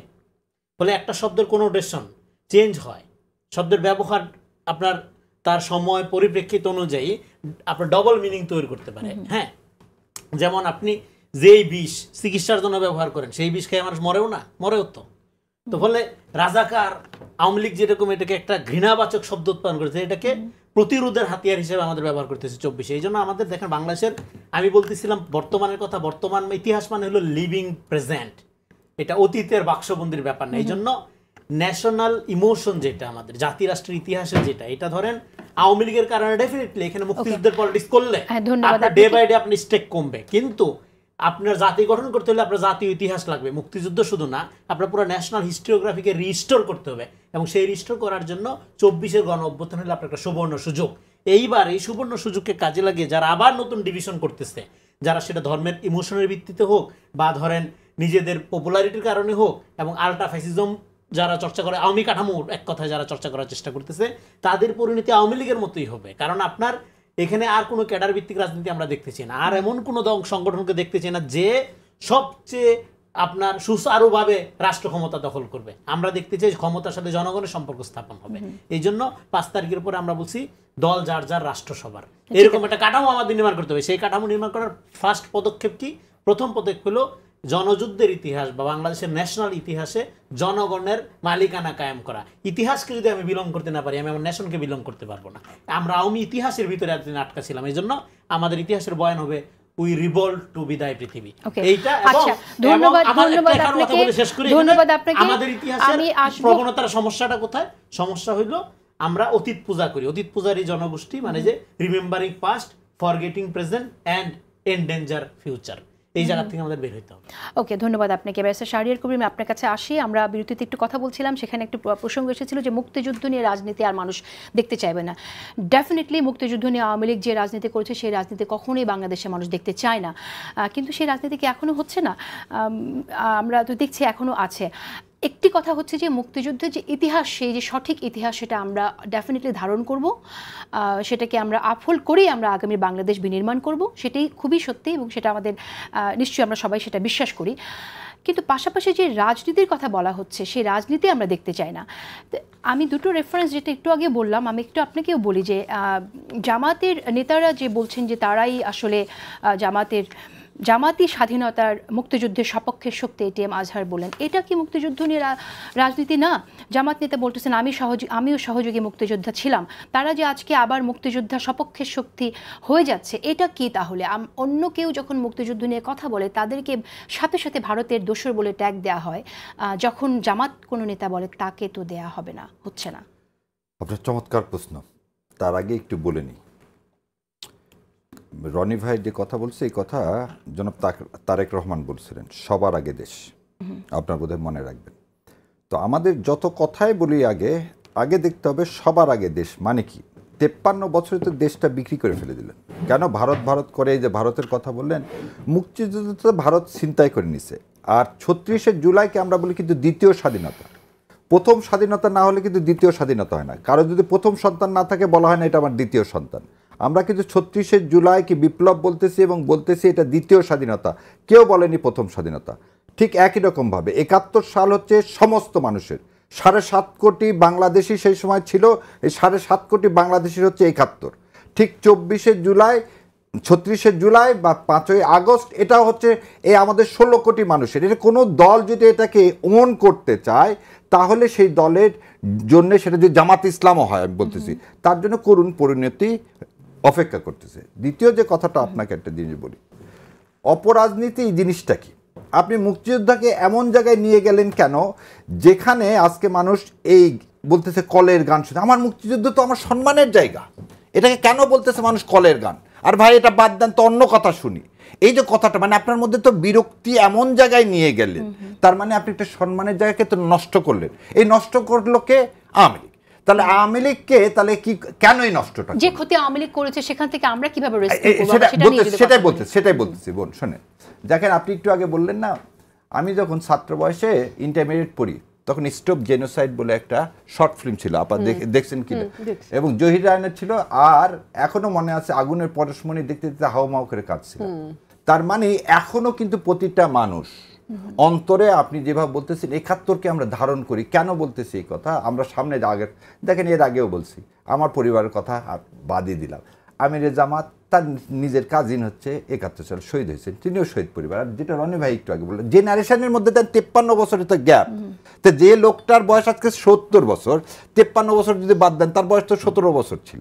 তাহলে বাংলাদেশ জামাত ইসলাম বা শিবির যারা করতেছেন আজকে নেক্সট জেনারেশন, তাদেরকে কি আপনি ওই 71 যে তরুণ যারা আছে তারাও কিন্তু 71-এর বাংলাদেশের ইতিহাস টানলেই কিন্তু পলাশী থেকে ইতিহাস টানতে চায়। না এটা বাংলাদেশের ইতিহাসে মুক্তিযুদ্ধের ইতিহাসটাকে তারা আপনি খালি পলাশী টানলে হবে না, ছোট করে পলাশী হবে না, হাজী শরীয়তুল্লাহ থেকে টানতে হবে। কিন্তু ওই জায়গায় আমি যাচ্ছি না, আমি আপনাকে যেটা বুঝাতে চাচ্ছি সেটা হচ্ছে 71 সাল আমাদের যে মহান স্বাধীনতা যুদ্ধ, এই যুদ্ধে যে জামাত ইসলাম পাকিস্তান ছিল, আর আজকে যে বাংলাদেশ জামাত ইসলাম, বাংলাদেশ ওন করে যে জামাত ইসলাম 1981 সালে গঠন হলো, তার আপনি সংবিধান থেকে শুরু করে সবকিছু পাশ করলেন, তার নিবন্ধন দিলেন।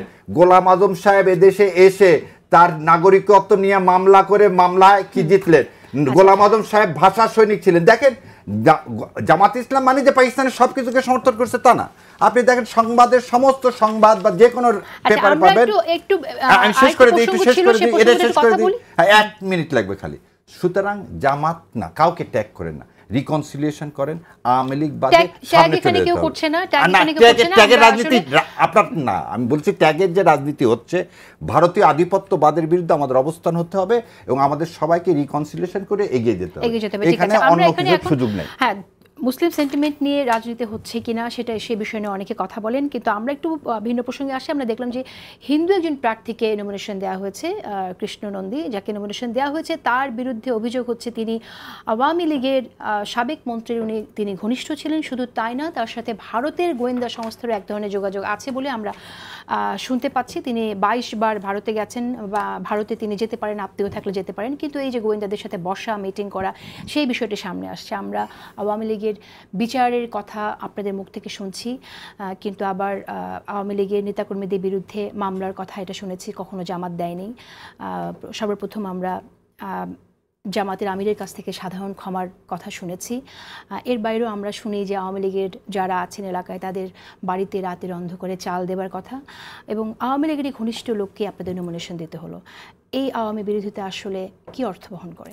আপনার প্রথম প্রশ্নের উত্তর দিই। মামলা বাণিজ্যে যেমন আমার এখনো মনে আছে এক টক শোতে এই নীলুফার আপা বলছিলেন জামাত, এই আপনি যে প্রশ্ন করলেন একই প্রশ্ন করেন, জামাত তো কোনো মামলা দেয়নি, বিএনপি সব মামলা দিছে, এবং তিনি বলছেন বেশিরভাগ মামলা। আমি তার কথা কোট করতেছি, আপনার না, তার কথা কোট করতেছি, আপনি এটা দেখতেও পাবেন। বলছে বেশিরভাগ কিছু মামলা দিছে এবং বেশিরভাগ মামলায় ভুয়া, এই কথা বলছিল। তখন আমি বলছিলাম তাহলে যে মামলা দেয় সেই জানে কোনটা ভুয়া কোনটা ভুয়া না। জামাত ইসলামের কাজ মামলা দেওয়া না, জামাত ইসলাম মামলাবাজ না, মামলাবাজ হচ্ছে আওয়ামী লীগ। রাষ্ট্রের কাজ হচ্ছে কি করা, মামলা দেওয়া। পুলিশের কাজ হচ্ছে, আপা ভালো জানে, আমরা আইনের লোক, দুইটা জিনিস, একটা হচ্ছে এফআইআর থেকে মামলা হয়, আর একটা হচ্ছে আমাদের পিটিশন কেস থেকে মামলা হয়। এবং পিটিশন কেস দিবে হচ্ছে ভিকটিমের পরিবার, আর এফআইআর দিবে হচ্ছে পুলিশ। এবং আজকে একটু আগে যে বললেন ল অ্যান্ড অর্ডার সিচুয়েশন, আল্লাহর ইচ্ছায় 18 মাসে আমরা কেউ গুম হয়নি, 18 মাসে কাউকে আয়নাঘরে যেতে হয়নি। এই 18 মাসে অ্যাটলিস্ট এই সমস্ত টিভি চ্যানেলগুলোতে আমরা কথা বলতে পারতেছি প্রাণ খুলে, এবং এই যাওয়ার সময় এই ভয়টুকুন নাই যে রাস্তা থেকে আমাকে কেউ তুলে নিয়ে যাবে। এই যে একটা শান্তি, এই যে শান্তির মধ্যে আছেন আপনি, যে কথাটা এখন আর এক দিকে নিয়ে গেলাম, শোনেন, মামলা দেওয়া জামাতের কাজ না তো, মামলা দেওয়া পুলিশের কাজ, সরকারের কাজ। সেটা সে কাজটা কেন জামাত ইসলাম করবে? এবার আপনার মামলা দেবেন না, আপনি ভুক্তভোগী হলে তো ভুক্তভোগী পরিবার মামলা দিবে, সেটা তো ভুক্তভোগী পরিবার মামলা দিবে, হয় জামাত ইসলাম। এটা তো এই নোশনটাই খারাপ, এটা আওয়ামী লীগ নষ্ট করে দিয়েছে। না, আমি শেষ করে দিই আপনার দ্বিতীয়টা দেখে। না না, আরেকটা বলেন, আপনি শোনেন, আপনি কি জানেন কিনা জানি না, হৃদয় বিদার সন্ধির সময় দ্যাট ড্রাফটেড ওয়াজ রিটেন বা একটা অমুসলিম, এবং আলী রাজা আনহু তখন খুব করছিলেন নবী করিম সাল্লাল্লাহু আলাইহি ওয়াসাল্লামকে এখানে সাইন করেন না আপনি, কারণ নবী করিম সাল্লাল্লাহু আলাইহি ওয়াসাল্লামের নামের পরে মোস্তফা লিখছিলেন আর সাল্লাল্লাহু আলাইহি ওয়াসাল্লাম লিখছিলেন না, সেই জন্যে। কিন্তু তারপরে নবী করিম সাল্লাল্লাহু আলাইহি ওয়াসাল্লাম সাইন করছিলেন। একটা লোকের বিরুদ্ধে যদি আপনার এরকম অবজেকশন থাকে, আপনি ভোট দিয়েন না ভাই। সে লোকটা নন্দী যদি সত্যি ভারতের চর হয় আর জামাত ইসলাম ভুল করে, তাহলে আপনি তাকে ভোট দিয়েন না, ভোটের মাঝে আপনি জবাব দেন। এটা তো একটা সহজ ব্যাপার, এটা মানুষের উপর ছেড়ে দেন। যদি জামাত ইসলাম এই ভুল করে, তার ভোটেই প্রমাণ হবে জামাত ইসলাম একজন হিন্দুকে, জামাত ইসলাম তার হিন্দু শাখার প্রধানকে এইখানে দিয়ে আরেকটা জিনিস বলে। আপনারা যাই বলতেছে, আমরা ভারতের চর বলে না, ভারতের চরকে সেটা আমরা সবাই জানি। একটা জিনিস আপনাকে, এই যে হিন্দু এবং মুসলমান এই বিভেদ করা যাবে না, আমরা সবাই বাংলাদেশী, এবং এই বিভেদের রাজনীতি থেকে সরে আসতে হবে। আমাদের হিন্দু ভাইরাও কিন্তু এই 36শে জুলাই জীবন দিছে, তাহলে কি আপনি বলবেন সব হিন্দুরা আওয়ামী লীগ করে? না, হিন্দুরা গয়েশ্বর রায় চৌধুরী বিএনপি করে না কেন? তার মেয়ে রাস্তায় যায়নি, তার ছেলে বউ যায়নি। ওইভাবে এইভাবে হিন্দু আইডিওলজিটাকে এইভাবে ইউজ করাটা, এটা এই ন্যারেটিভটা খুবই খারাপ। আমরা সবাই মানুষ এবং আমরা সবাই ইসলামী রাজনীতি করলে আপনারা হিন্দু প্রার্থী দিয়েছেন, এটাকে স্বাগত জানানো উচিত। দুটি প্রসঙ্গ এখানে আসছে, যেহেতু প্রসঙ্গটা এসেছে আমি একটু প্রশ্নই করি। অনেকেই বলছে যে এখন তাহলে আপনারা তো ইসলাম শাসন কায়েম করার কথাই বলছেন, সেই জায়গা থেকে তাহলে যে হিন্দু প্রার্থী তিনি কি হরে কৃষ্ণ হরে বল দাড়িপাল্লা টেনে তোল সেই স্লোগান নিয়ে তিনি ক্যাম্পেইন করবেন কিনা বা ঝাঁপিয়ে পড়বেন কিনা? ভেরি ইন্টারেস্টিং ব্যাপার। তিনি কিভাবে ক্যাম্পেইন করবেন একটা জিনিস আপনাকে বলি। আপনি দুইটা জিনিস আমাকে উভয় সংকটে ফেলে দিলেন। আমি যখন নিবন্ধনের জন্য আমার দলের গঠনতন্ত্র জমা দিলাম, তখন বললো তোমার মহিলা শাখা লাগবে, তোমার অন্য ধর্মাবলম্বীকে অ্যাড করতে হবে। কি জন্যে? এটা ইনক্লুসিভ, না হলে তুমি এদেশে রাজনীতি করতে পারবে না। আচ্ছা ঠিক আছে। আমি তখন অতীত ঘেটে টেটে দেখলাম যে ওমর রাদিয়াল্লাহু আনহুর সময়ও 4-5 জন, খলিফার সময়ও 4-5 জন যারা রাজস্ব আদায় করতো, প্রধান বিধর্মীরা ছিলেন। আমি এখন আমার কি জামাত ইসলাম কি বিধর্মী শাখা বলবো না, কিন্তু জামাত ইসলাম অন্য ধর্ম, যেটা আমার কনস্টিটিউশন কি করছে, সম্মান দিছে। তা আমি এই কনস্টিটিউশন সম্মান করেই বাংলাদেশকে ধারণ করছি। তাহলে ওই লোকটাকে যে নিচে উনি ওনার স্ট্র্যাটেজি ঠিক করবে। দাড়িপাল্লা মানেটা কি? দাড়িপাল্লাটা এই সিম্বল কি? ন্যায় বিচার। সেই ন্যায় বিচার কি হিন্দুর জন্য আলাদা, মুসলমানের জন্য আলাদা? ন্যায় বিচার সবার জন্য এক। The parameter is same. Allah বলছে মিজান। মিজান মানে কি? ন্যায় বিচার। আর আল্লাহ হচ্ছে কি আমার আপনার, তাই ব্রহ্মা মানে কি? আর আমি এই যে একটুকে শুরু করছিলেন যে পূজা রোজা, এটাকে আমি খুবই অপছন্দ করি। এই ধরনের কথা বলা উচিত না, এবং এটা আমার পার্সোনাল মত বলতেছি যে যারা এটা বলছে তারা ভুল করছে। ঠিক আছে, ধন্যবাদ আপনাকে। একটু ছোট করে একটু বলি যে আপনারা হিন্দু ভোট নেওয়ার জন্যই যদি দিয়ে থাকেন, সেটাও যদি শুনি যে হিন্দু ভোটারদেরকে আপনারা আশ্বস্ত করতে চান তাদের জন্য আপনি ইসলাম কায়েম করবেন এবং তাতে তারা রক্ষা পাবে, এবং এটা ইসলামের বাণী, অন্য ধর্মাবলম্বীদের রক্ষা করা। ঠিক আছে, এটা কোনো অন্যায় না। আপনারা ইনক্লুসিভিটির কথা বলছেন, নারী কোনো প্রার্থী দিলেন না যে? এটা খুব ভালো কথা বলছেন বোন। আমি চাই আপনার মতো মেয়েরা সংসদে আসুক, এবং আমি এটা জামাত ইসলামকে কনভয় করব। আমি জামাত ইসলামকে কনভয় করব। না শোনেন না বোন, শোনেন। আমি বোন আপনাকে প্রথম দিন থেকে বোন বলি, এবং আপনি যত সুন্দর ভোকাল, আমার ইনশাল্লাহ আমি আল্লাহর কাছে দোয়া করি আপনার মতো মেয়েরা জামাত ইসলামের হয়ে সংসদে আসুক, এবং ইনশাল্লাহ সে দোয়া যেন আল্লাহ কবুল করে, এবং আপনি জামাত ইসলামের হয়ে যেন সংসদে আসেন, সেজন্য আমি খাস করে দোয়া করব। এবং আমি জামাত ইসলামের আমির জামাতকে এই কথাটা অবশ্যই পৌঁছাবো যে আপনার মতো মেয়ে, এত সুন্দর জ্ঞানী মেয়েদেরকে বাইরে রাখা ঠিক হবে না, এনাদেরকে সংসদে নিয়ে আসতে হবে ইনশাল্লাহ। সাংবাদিকতা করবে কি? না সাংবাদিকতা আমার বোন, তখন বোন একটা জায়গায় আইন তৈরি হোক, তারপরে না বোন, আমি আমার বোন হিসাবে আমি চাই আমার বোন আসুক সংসদে। না প্রশ্ন এড়িয়ে যায়নি কেন? না, নারী প্রার্থী এখন তো আমাদের প্রার্থী কনফার্ম হয়নি। আর বললাম তো আপনারা, সেই জন্যই বললাম এখনো সুযোগ আছে ইনশাল্লাহ। আপনাকে চাইলে দিব, আপনি চাইবেন না, আপনাকে যাতে নিয়ে যাওয়া হয় সে ব্যবস্থা করা হবে ইনশাল্লাহ। সর্বনাশ। আচ্ছা ইনশাল্লাহ।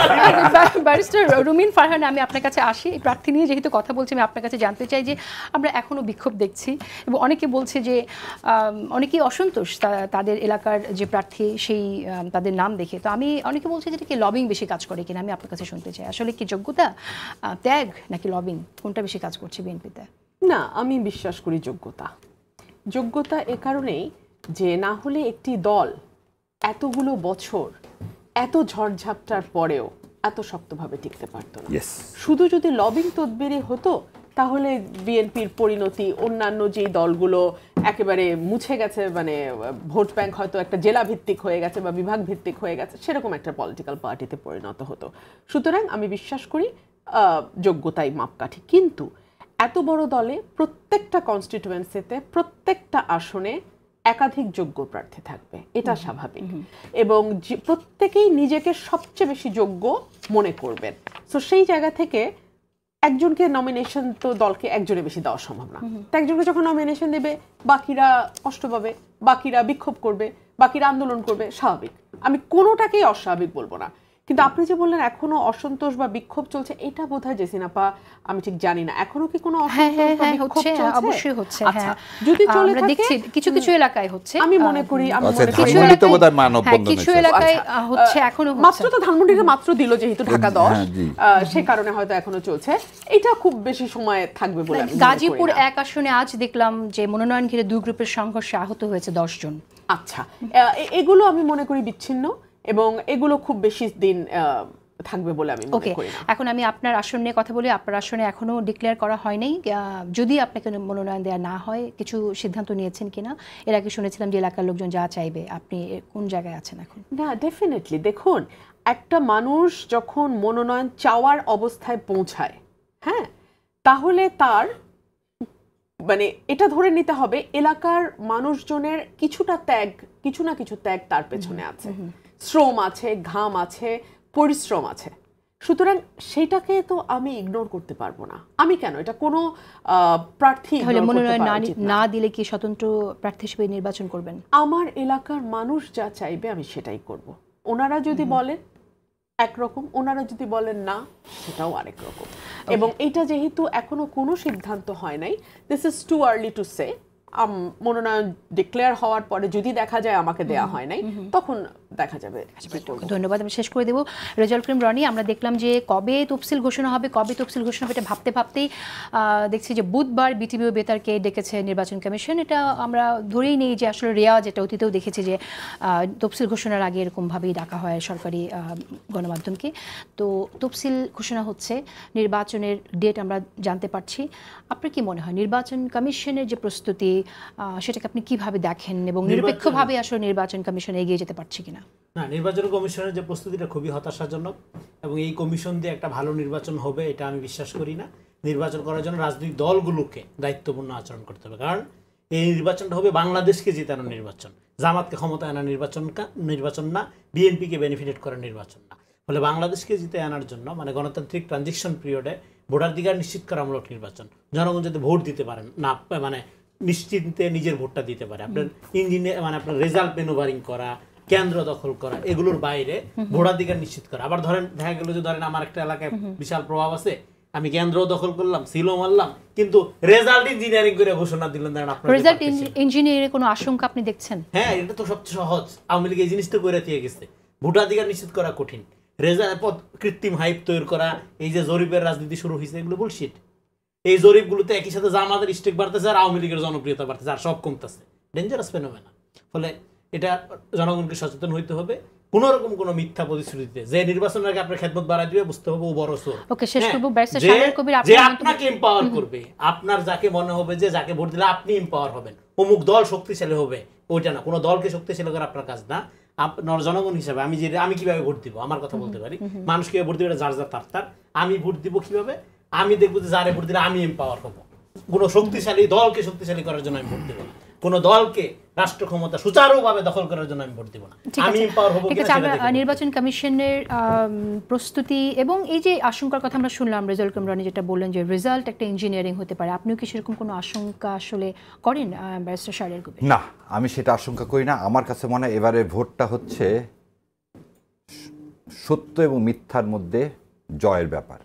জুলাই সনদ জিতবে এবং মানুষের ভোটের অধিকার প্রতিষ্ঠিত হবে, একটা নতুন সূর্য উঠবে, যে সূর্যের আলোকে আমরা নতুন বাংলাদেশের যাত্রা শুরু করব ভারতীয় আধিপত্যবাদের বিরুদ্ধে। আর যেটা ভাই বললেন সেটাকেই বলতেছি, এখনও সরকার ওই রকম পরিস্থিতিতে যায়নি যে পরিস্থিতিতে সরকার একা ভোট করতে পারবে। এখানে সমস্ত রাজনৈতিক দলগুলোকে দায়িত্বশীলভাবে কি করতে হবে, তার দায়িত্ব পালন করতে হবে। আর ভাই আরেকটা বললেন যে জামাত ইয়া না, ওই যে প্রথমেও বলে নিছি, এখনও বলতেছি, যদি ভোট সুস্থ হয়, ভোট ইঞ্জিনিয়ারিং না হয় 2008-এর মতো, এইটাকে আমাদের পাহারা দিতে হবে। তারপর যাই ক্ষমতায় দেখো, জানা আমি জামাত আজকে বলছি ইলেকশন ইঞ্জিনিয়ারিং পাহারা দেওয়া যায় কিনা আসলে ইলেকশন না না শেষ করে দিয়ে আমির জামাত কি বলছেন, আমরা 200 সিট পাইলেও আমরা একটা জাতীয় সরকার গঠন করব, এই যে কথাটাগুলো বলছে, বিএনপিও একই কথা বলছে। সো আমার মনে হয় যে এবারে ওই জিনিসটা হওয়ার সম্ভাবনা কম।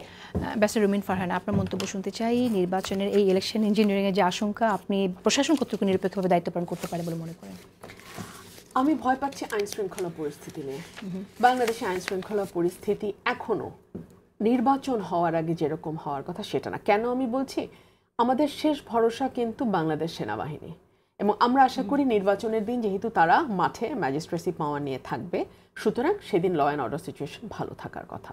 কিন্তু এখনো কিন্তু সেনাবাহিনী মাঠে আছে, গত 15 মাস ধরে সেনাবাহিনী কিন্তু মাঠে আছে। আমরা কিন্তু বিষয়টিতে অভ্যস্ত হয়ে গেছি এবং ওনারাও ক্লান্ত হয়ে গেছেন ডিউটি করতে করতে। সো আমি জানি না, অনেকে কিন্তু আশঙ্কা করছে যে বিএনপির কোনো কেন্দ্রে এরকম হতে পারে যে ভোট কেন্দ্র দখল করে ফেলছে, এই আশঙ্কা কিন্তু আছে। আমি বিএনপির নাম ধরে আমি এটা বলতে চাই না। কোথায় কেন্দ্র দখল হবে, কিভাবে ইঞ্জিনিয়ারিং হবে সেটা বলা যাবে না। 300 আসন, অনেকগুলো পলিটিক্যাল পার্টি নির্বাচনে অংশ নেবে, দীর্ঘদিন পর নির্বাচন হচ্ছে এবং এই নির্বাচনে জয়লাভ করা, ক্ষমতায় যাওয়ার নির্বাচন, এটা কোনো লোকাল ইলেকশন না, ন্যাশনাল ইলেকশন। সো অনেক রকম হিসাব নিকাশ এখানে আছে। মানে দুটি বিষয়, একটা হচ্ছে ভোট কেন্দ্র দখল, সেটা আসলে ট্রান্সপারেন্ট, সেটা দেখা যায় যে কেউ দখল করছে সেই জায়গায় সেটা ভোট পোস্টপোন করা যায়। কিন্তু ইলেকশন ইঞ্জিনিয়ারিং, যেটা আমরা অতীতে 2008 এর মতো ইলেকশন ইঞ্জিনিয়ারিং, সেই বিষয়টি আমাদের সবার 2008 এর ফাঁদে কিন্তু বাংলাদেশ 15-25 পর্যন্ত 24 পর্যন্ত আটকে থাকতে হয়েছে বাংলাদেশকে। সো আরেকটা এরকম, মানে এর চেয়ে কিন্তু যেটা আপনি বলেন চোখে দেখা যায় সেটা আপনি হ্যান্ডেল করতে পারবেন, সেটা ডিল করা যায়, সেই আসনটা স্থগিত রাখা যায়, সেই আসনে পুনরায় ভোট করা যায়। কিন্তু 8-এর মতন কোনো নীল নকশা যদি হয় সেটা ভয়ঙ্কর, এবং সেইটা হবে কিনা আমি জানি না। সেক্ষেত্রে এই যে ডিসি নিয়োগ হলো লটারি করে, এসপি দের ট্রান্সফার হলো লটারি করে, এটা আপনি কি মনে করেন, কিভাবে দেখেন? হ্যাঁ, ধরেন কুমিল্লা থেকে আপনি গাইবান্ধা গেলেন, মুন্সিগঞ্জ থেকে আপনি সিলেট গেলেন, তাতে কি হলো? আপনি তো সেই ব্যক্তিটি, তাই না?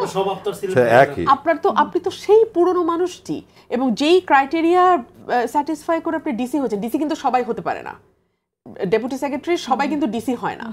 সো ডিসি হওয়ার জন্য ডিসি যেহেতু একটা রাজকীয় পোস্ট, এটাকে প্রাইস পোস্টিং আসলে এটাকে ধরা হয়। হ্যাঁ, সো কাদেরকে আপনি করেছেন, সেই 64 জন কারা, তাদেরকে কি হিসাবে আপনি করেছেন, সেটা হচ্ছে মোদ্দা কথা। তাকে আপনি সিলেটে বসালেন না কুমিল্লায় দিলেন, তাতে কিচ্ছু যায় না। ওকে, সেই বিষয়টা আসলে কতটুকু ট্রান্সপারেন্ট হওয়া উচিত আমি ছিল? তার আগে শেষ হয়ে যাবে শো, আমি একটা কথা দিয়ে শেষ করি। আজকে একজন অত্যন্ত প্রভাবশালী উপদেষ্টা বলেছেন, এমন কোনো কথা হয়নি যে আমাদের 2 বছরের মধ্যে ইলেকশন দিয়ে যেতে হবে। আমি মাত্রই নিউজটা দেখলাম, খুবই খারাপ কথা। এটা খুব ভালো বার্তা দেয় না। 1, 2 হলো তফসিল হবে এটা আমরা ধরে নিচ্ছি, কারণ বেতার এবং টেলিভিশনকে ডাকা হয়েছে, কিন্তু তফসিল কবে হবে ইসি সচিব বলতে পারবেন না। এটা কিন্তু গতকালকে ইসি সচিব বলেছেন যে আমরা জানি না, তারিখ এখন বলা যাবে না যে কবে আমরা তফসিল দেব। এগুলো খুব ভালো বার্তা দেয় না। আমি এটুকু বললাম। আমরা এখনো আসলে ইলেকশন হতেই হবে।